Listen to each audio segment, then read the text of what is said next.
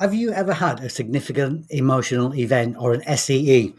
A significant emotional event is something like a divorce or anything kind of majorly stressful, like a death in the family. What that usually does, it triggers an emotion, and that emotion can be anxiety, it could be depression, it could be stress, it could be anger, it could be fear, it could be guilt, it could be doubt, anything like that. Now, all those feelings, all those emotional responses, if you don't deal with them at the time, for example, if you have an angry incident, you lose your temper, and you're always losing your temper, what basically happens if you don't deal with it in the moment, that temper emotion gets stored in a little black bag. That little black bag, you tie a knot in it, and then you store it somewhere within your body, maybe in your heart system somewhere. If you get depressed fairly often and you don't deal with it there and then, that depression, you put it into a little bag, tie the cord again, and then you put it somewhere, maybe on the back of your neck. We're talking kind of metaphorically here, right? You store emotions in different parts of your body, and depending on where they're stored, that can trigger a significant emotional response. So, for example, if you suffer from feelings of anxiety a lot of the time, you might find that your heart is beating a lot. And that's because every feeling of anxiety that you've ever stored, you put in a black bag, and physiologically, you've stored it in your heart chakra or somewhere around the heart system.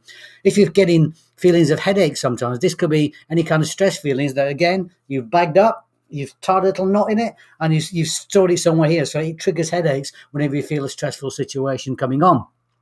Now, it's not the end of the world if you have these significant emotional events. They can be dealt with, but the way to do them, you've got to do them under guidance. And if you remember, I spoke to you a few weeks ago about the pearl necklace. And if you go and see a therapist, they clip away every pearl until they get to the mother one, and everything drops away again.